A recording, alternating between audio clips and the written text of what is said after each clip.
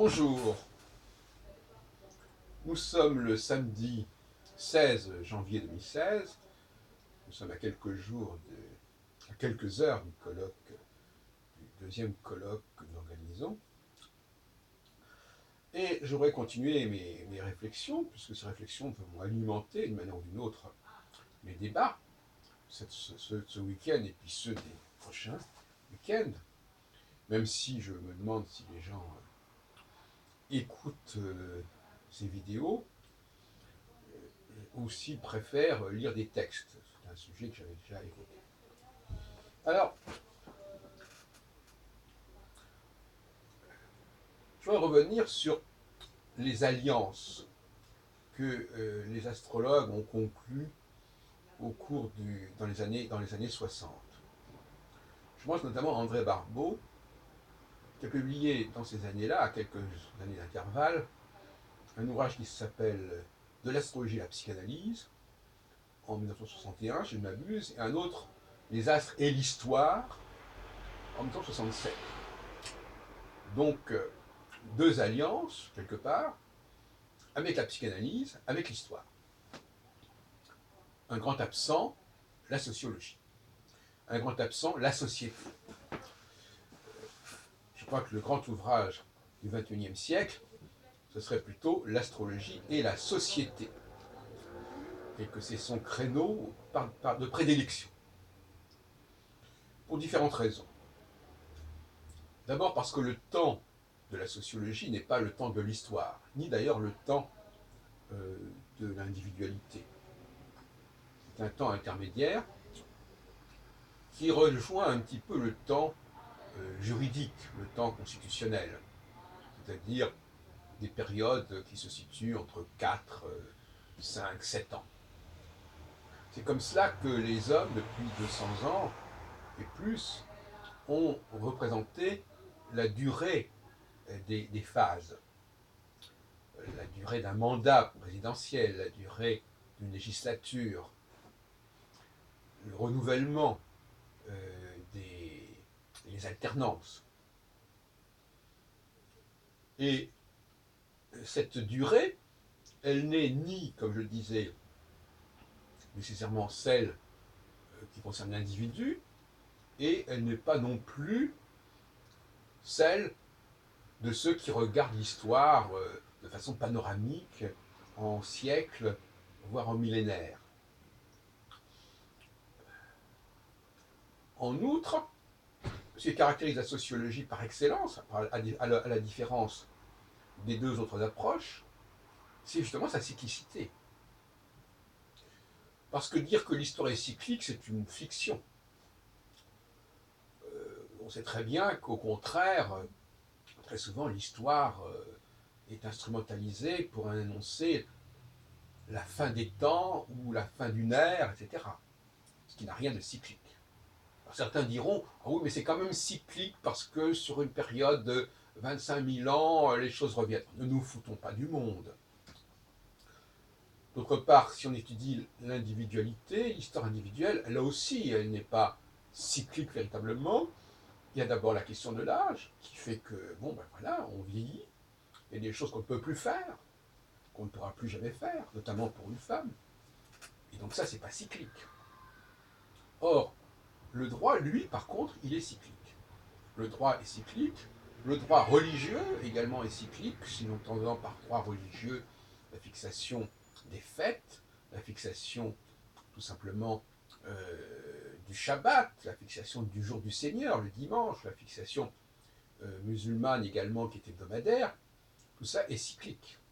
Donc on a un pôle juridico-sociologique d'un côté, qui me paraît parfaitement approprié pour les besoins de l'astrologie, et un pôle psychanalytico-historique qui est une erreur flagrante.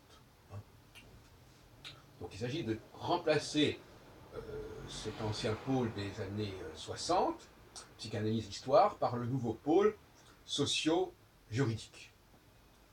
Et ce serait beaucoup mieux. Alors cela dit, est-ce que ça va affecter le travail de l'astrologue? Bien évidemment, d'une certaine manière.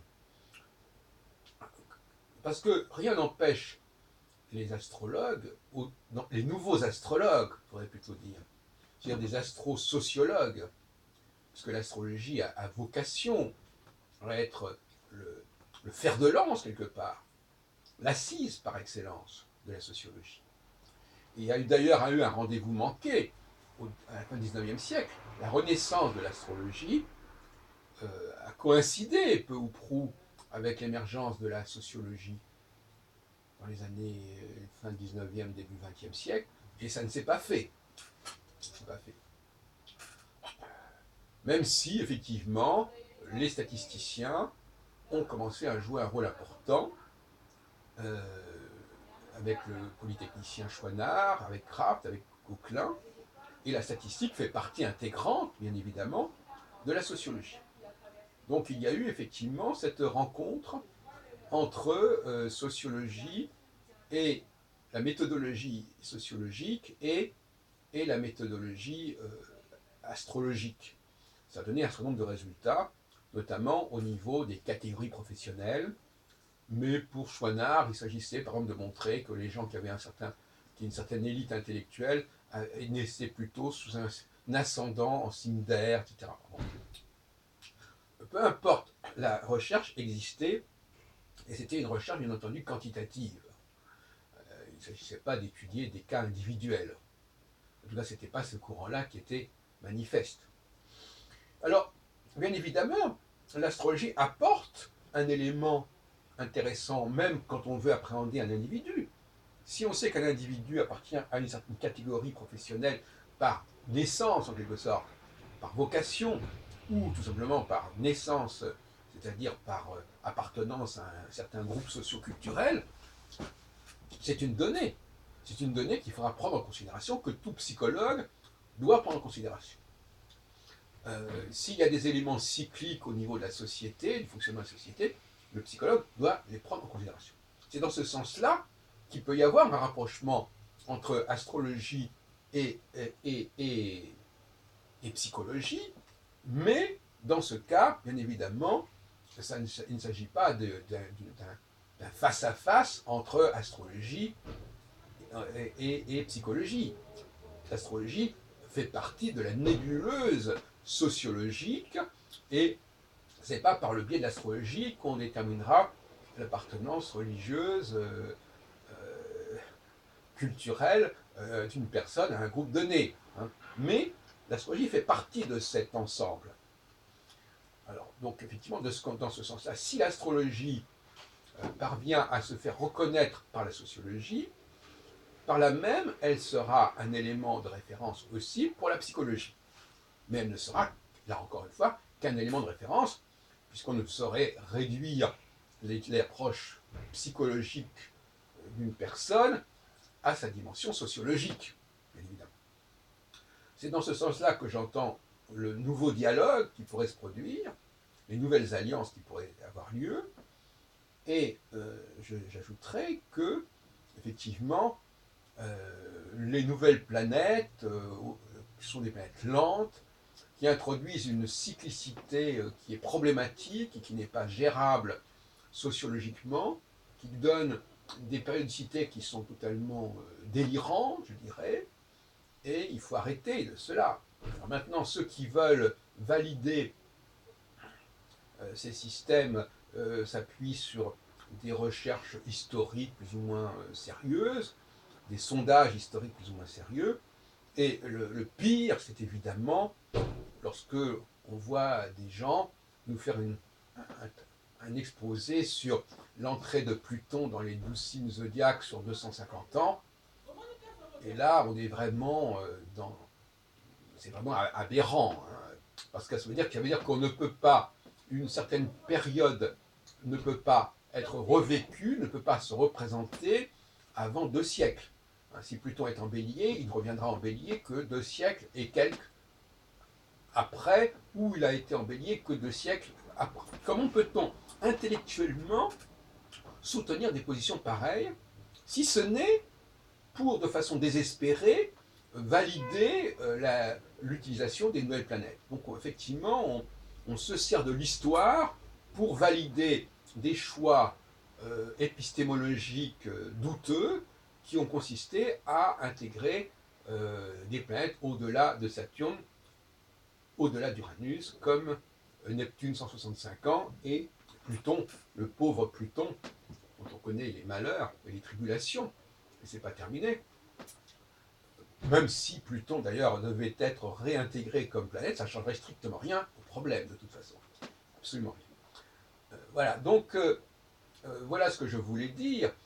Euh, L'astrologie a vocation à être intégrée par la sociologie, et donc il faut travailler sur la problématique de astrologie et société. L'astrologie est une clé majeure pour comprendre le fonctionnement des sociétés.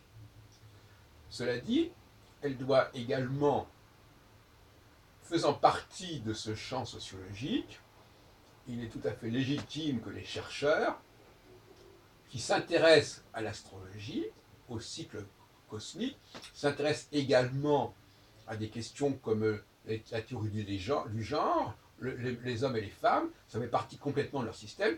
Il est normal aussi qu'ils s'intéressent à la question de l'immigration, la question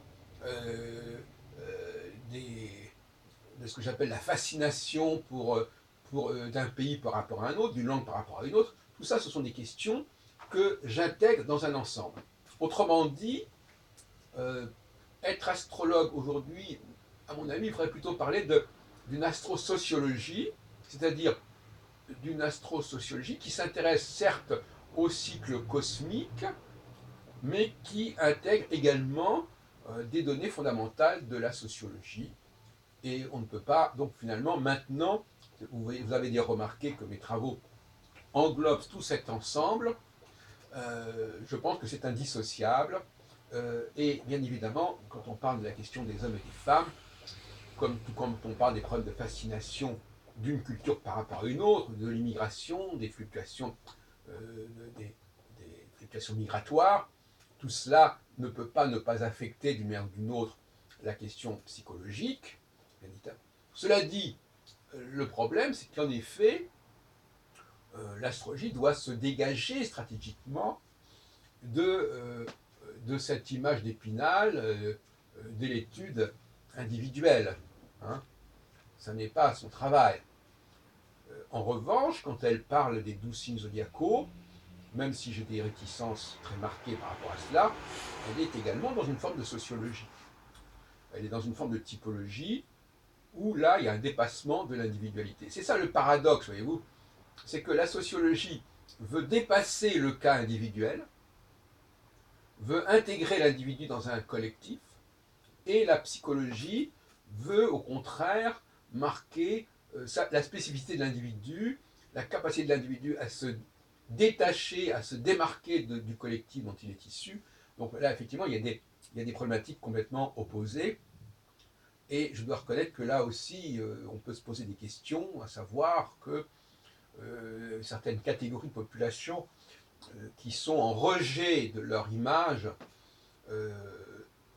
leur image collective, ce qu'on appelle la haine de soi. On dit souvent les juifs ont la haine d'eux-mêmes, quelque part, il y en a certains. Ceux qui ont la haine de leur propre appartenance, évidemment, vont être attirés